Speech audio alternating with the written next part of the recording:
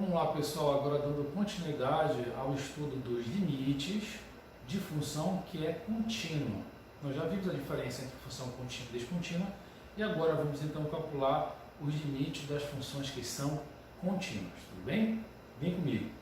Pessoal, a primeira característica que vocês têm que saber é diferenciar uma função contínua. Essa aqui é uma função contínua porque ela não apresenta interrupções. Eu iniciei e terminei esse gráfico sem precisar tirar o pincel do quadro, tudo bem? Bem caracterizado a função contínua, portanto. Agora, o meu interesse é determinar o limite dessa função. Primeiramente, vamos analisar o que nós temos. Então, além de eu ter essa função, que eu coloquei aqui no plano cartesiano, aqui eu tenho o eixo x e aqui eu tenho o eixo y, tudo bem? Ou o eixo f de x, tanto faz, dá no mesmo. E aí eu tenho nesse ponto, eu escolhi nessa reta, eu chamei aqui de x, determinado valor lá, e esse x, logicamente, quando colocado na função f, vira um f de x, um correspondente y. Lembra? Para todo x, eu tenho um correspondente f de x. Nesse outro ponto, um pouco mais adiante, perto da origem aqui, nós temos um outro ponto x que eu peguei, e esse ponto x também tem um correspondente f de x. E entre esses dois pontos que eu selecionei, existe um ponto P qualquer, e esse ponto P, logicamente, que agora eu estou selecionando esse ponto P, não chamando mais agora de P, pelo fato de ele se chamar P, eu vou ter nessa direção aqui, quando jogar na função, um correspondente agora f de P. Tudo bem? Quando eu tenho x, tem correspondente f de x, e quando eu tenho P, eu tenho correspondente f de P. Apenas mudando a letra para que a gente possa diferenciar os pontos. Tudo bem?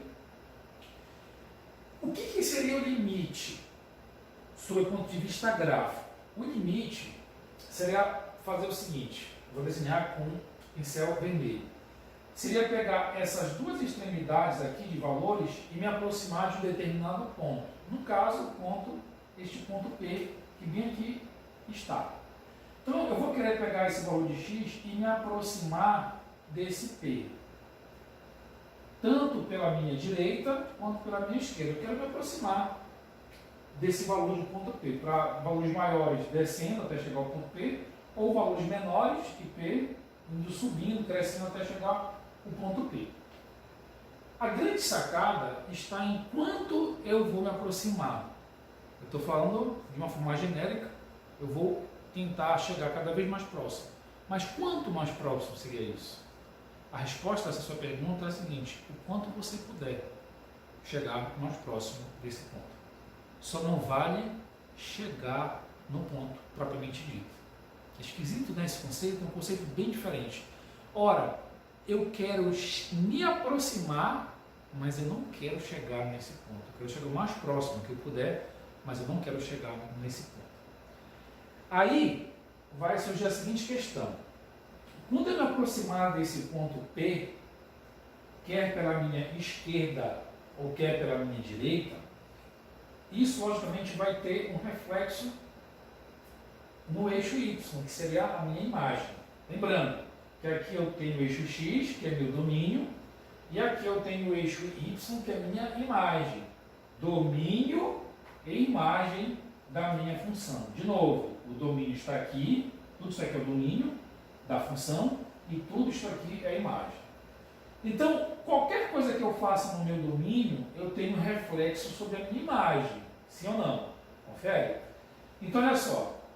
Na medida em que eu for caminhando, no caso, escolhendo esse x aqui, tudo bem? Na medida em que eu for caminhando do x em direção P, o que acontece com o valor de f de x? Por exemplo, eu estou em x e vou caminhando em direção a P. Esse f de x vai continuar estático? Logicamente que não.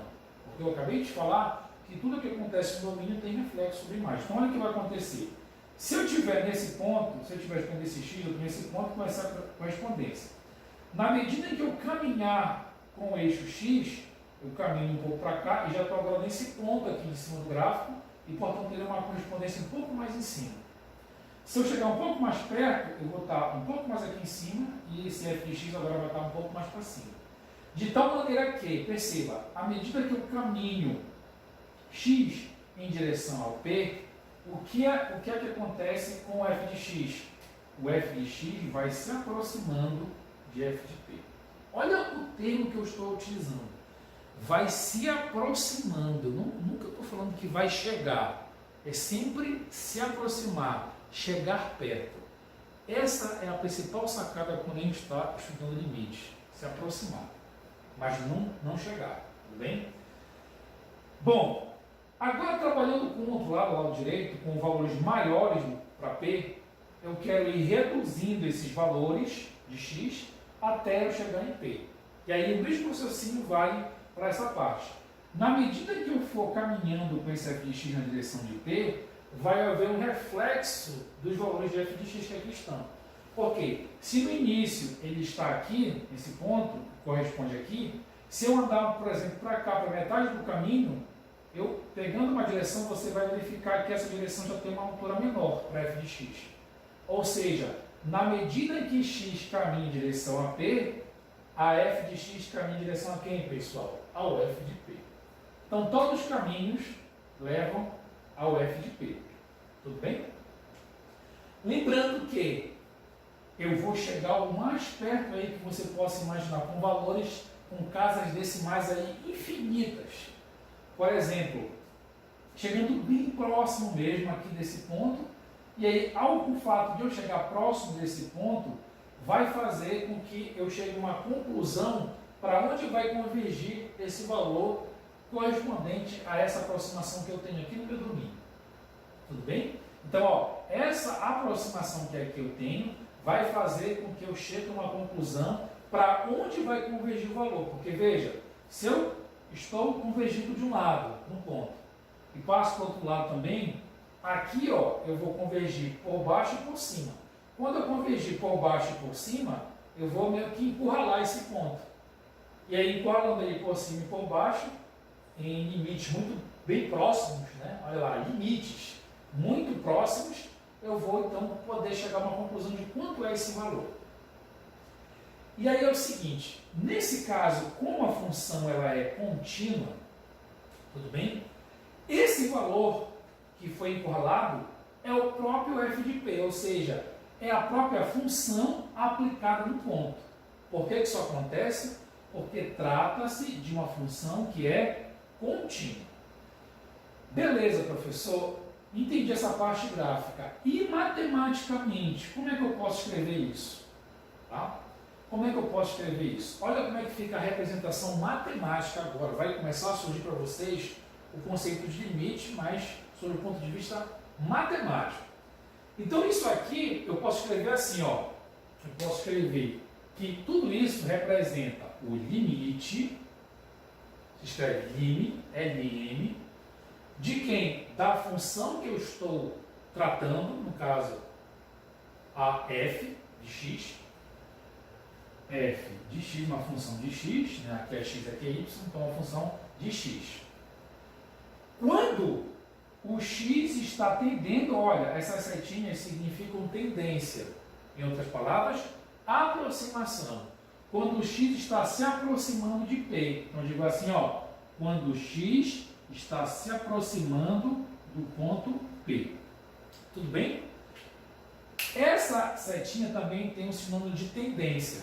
Então, muitos livros dizem quando o x tende a P. Mas quando tiver essa palavra no livro, quando você estiver estudando, tiver x tendendo, você deve imaginar, x está se aproximando de um determinado ponto P.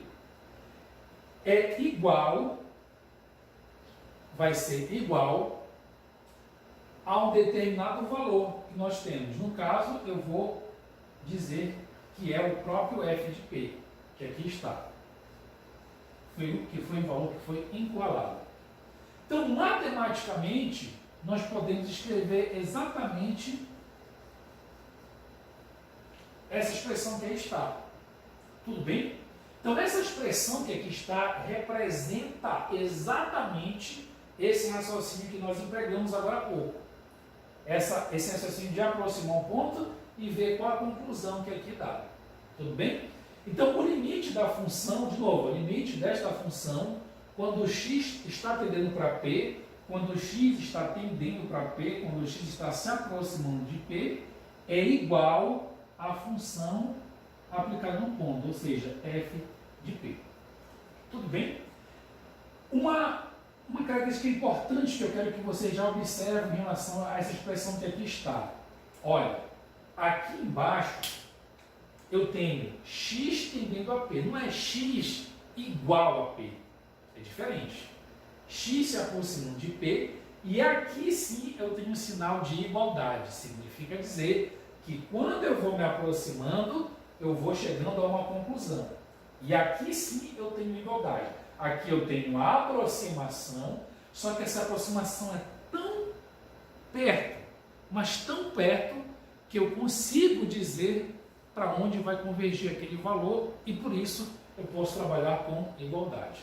Então, de novo, ó, aqui a gente fala de aproximação, e aqui, pelo fato de eu encurralar essa aproximação tanto para um lado quanto pelo outro, no caso, por baixo e por cima, me permite concluir que isso vai tender a um determinado valor e vai ser até igual, é uma conclusão.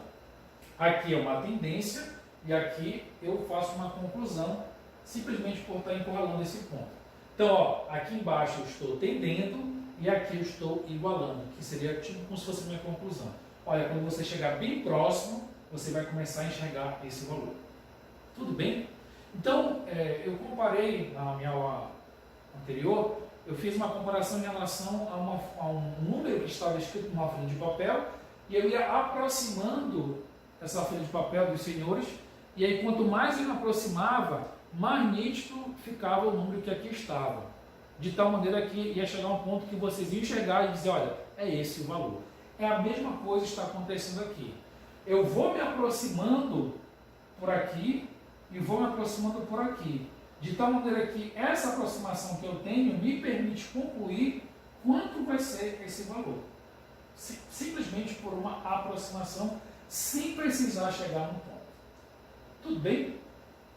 Olha, esse valor aqui, que aqui está, é f de p, né, porque é basicamente a função aplicada no ponto. Mas eu também posso chamar isso aqui de limite, tá? Representar por uma letra L. Essa f de p, o limite dessa função no ponto P é um L, que nesse caso, como a função é contínua, coincide com f de p. E aí a representação matemática fica desse jeito. Tudo bem? O que nós vamos fazer agora, na nossa próxima aula, é estudar o limite, como é que ficaria o limite para quando as funções forem descontínuas. Também de forma genérica, para depois então poder fazer os exercícios. Tudo bem?